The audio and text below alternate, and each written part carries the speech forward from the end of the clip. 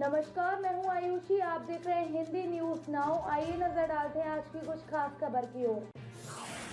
देश में लोकसभा चुनाव 2024 को लेकर 2 चरणों में मतदान संपन्न हो चुका है। अब 7 मई को तीसरे चरण के लिए वोटिंग होगी।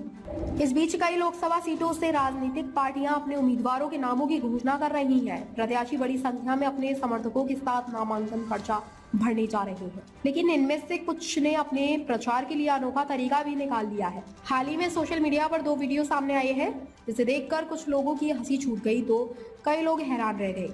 पश्चिम बंगाल में सैकड़ों समर्थकों के साथ पुरुलिया से निर्दलीय उम्मीदवार अजीत प्रसाद महतो भैंस पर अपना नामांकन दाखिल करने पहुंचे। वहीं दूसरे वीडियो में हरियाणा के मुख्यमंत्री नायाब सिंह सैनी ट्रैक्टर चलाकर रोहतक से भाजपा उम्मीदवार अरविंद शर्मा के नामांकन के लिए पहुंचे। पश्चिम बंगाल में चुनाव चाहे लोकसभा का हो या विधानसभा का, वहां पार्टियों के बीच हिंसात्मक घटनाएं सामने आती रही हैं। ऐसे में पुरुलिया से निर्दलीय उम्मीदवार अजीत प्रसाद महतो के कारनामे ने बंगाल की गर्म राजनीतिक माहौल निराला कर दिया है। शुक्रवार को उन्होंने पुरुलिया लोकसभा सीट से अपना नामांकन दाखिल करने पहुंचे, लेकिन वो किसी लग्जरी कार या बस में नहीं, बल्कि अपने समर्थकों के साथ भैंस पर सवारी कर पहुंचे। इंटरनेट पर वायरल हो रहे वीडियो में अजीत प्रसाद को भैंस पर बैठे देखा जा सकता है।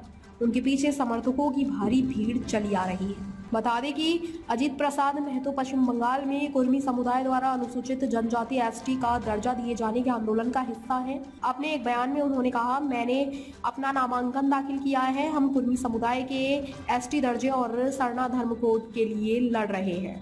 हम अपनी भाषा और संस्कृति की भी रक्षा करना चाहते हैं।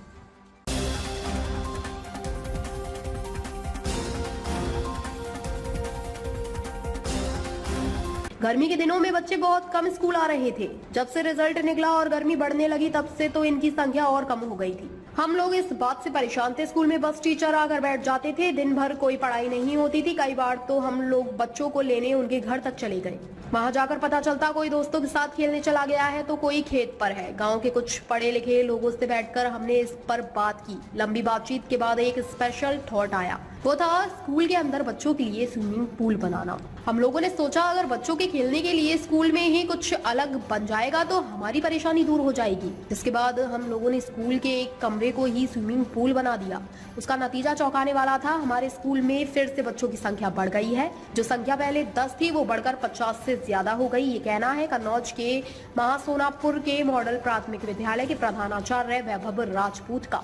प्रधानाचार्य वैभव राजपूत बताते हैं, मैं बच्चों की संख्या को लेकर लगातार परेशान रहता था। मेरे सामने किसी भी तरह बच्चों की संख्या बढ़ाने की चुनौती थी।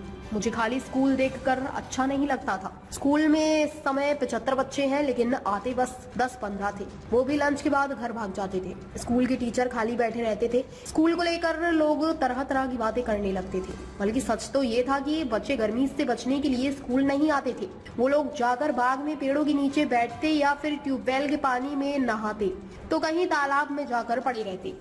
ताज़ा खबरों से जुड़े रहने के लिए हमारे चैनल को सब्सक्राइब करें और बेल आइकन को दबाना ना भूलें, ताकि हर खबर की नोटिफिकेशन आपको मिलती रहे।